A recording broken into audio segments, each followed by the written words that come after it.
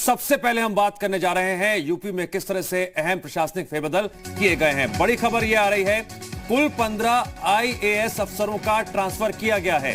8 जिलों के जिलाधिकारी बदले गए हैं। के बालाजी को मेरठ की जिम्मेदारी मिली है, तो वहीं श्रुति सिंह को इटावा, विशाल भारद्वाज को सीतापुर की जिम्मेदारी दी गई है। दिनेश कुमार ललितपुर के डीएम बनाए गए हैं। रवीश गुप्ता को सुल्तानपुर और मंगला प्रसाद सिंह को गाजीपुर का डीएम बनाया गया है। और राजेश पांडे को मऊ, दिव्या मित्तल को संत कबीर नगर की जिम्मेदारी दी गई है। एक और अहम बात, हटाए गए 7 जिलाधिकारियों को नई नियुक्ति नहीं मिली है। हम इसके मायने भी समझने की कोशिश करेंगे। बड़ी खबर यह है कि उत्तर प्रदेश में अहम प्रशासनिक फेरबदल हुआ है। नाम लगातार आपकी टीवी स्क्रीन पर फ्लैश हो रहे हैं, किसको कहां की जिम्मेदारी मिली है। और एक बात दोहराना बेहद जरूरी है कि हटाए गए 7 जिलाधिकारियों को नई नियुक्ति नहीं मिली है। जी मीडिया संवाददाता मयंक राय जुड़ गए हमारे साथ उस खबर पर और अधिक जानकारी के लिए। मयंक, 2 दिनों में यह बड़ी खबर आई है एक और, जिस तरह से पहले हमने देखा कि आईपीएस अफसरों का जो है ट्रांसफर हुआ, और अब आईएएस की बात करें तो इस लिहाज से भी अपने आप में यह बड़ी खबर हो जाती है, जिस तरह से 8 जिलों के जिलाधिकारी बदले गए हैं।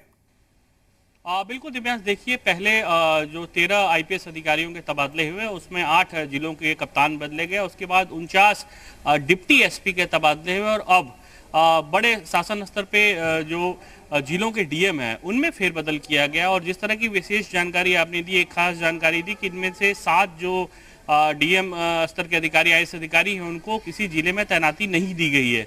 यानी कि सरकार इनके काम से संतुष्ट नहीं थी, इसी वजह से इनको कहीं तैनाती नहीं मिल पाई है। फिलहाल नई जिलों की कमान नहीं सौंपी गई है। देखिए दिव्यांश, जो जिन जिलों में अधिकारियों को जिम्मेदारी दी गई है उसमें अगर हम कुछ 2-3 जिलों की खासतौर पे बात करें, गाजीपुर और मऊ, ये ऐसे जिले हैं जहां पे प्रदेश के जो सबसे बड़े सफेद पोश माफिया मुख्तार अंसारी के खिलाफ लगातार कार्रवाई जारी है। और निश्चित तौर पे इस कार्रवाई को और पुख्ता बनाने के लिए जो नए डीएम वहां भेजे गए हैं, ताकि ये जो माफिया राज है उसको खत्म किया जा सके और साथ में जो वहां की व्यवस्थाएं हैं वो सुचारू रूप से चले, जो सरकार की तमाम योजनाएं हैं उनका लाभ लोगों को मिले।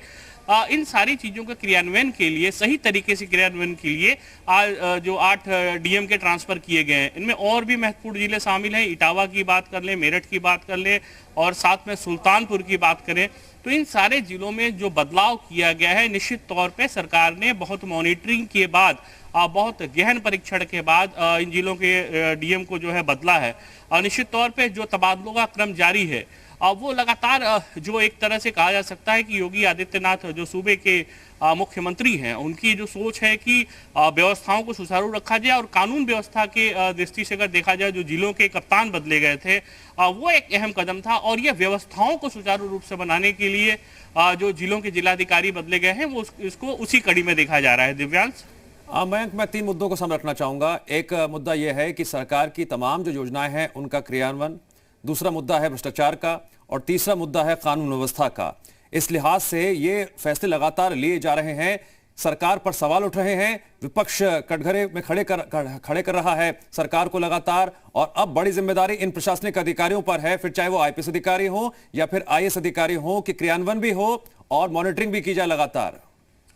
बिल्कुल दिव्यांश, देखिए जो अधिकारी जिलों में बैठे हुए होते हैं, चाहे वो जिले का कप्तान हो या फिर जिला अधिकारी, वो दरअसल चेहरा होते हैं सरकार का, और उनको अपने बेहतर काम के जरिए सरकार की छवि को अच्छा बनाना होता है। लेकिन निश्चित तौर पे जिस तरह से बीते दिनों प्रदेश में कुछ बड़ी घटनाएं हुई हैं, चाहे हम आपराधिक घटनाओं की बात करें या फिर करप्शन के जो मामले सामने आए, वो उन्होंने निश्चित तौर पे विपक्ष को एक बड़ा मौका दिया सरकार पे हमलावर होने का। आपने देखा कि करप्शन के मामले को लेके विपक्ष लगातार, चूंकि अगले 1 साल बाद चुनाव भी होना है, चुनाव की ये कहा जा सकता है कि परोक्ष रूप से चुनाव का जो काउंटडाउन है वो शुरू हो चुका है। ऐसे में विपक्षी दल कोई भी मुद्दा मिल रहा है उसको छोड़ना नहीं चाहते हैं, वो लगातार सरकार पे हमलावर हैं।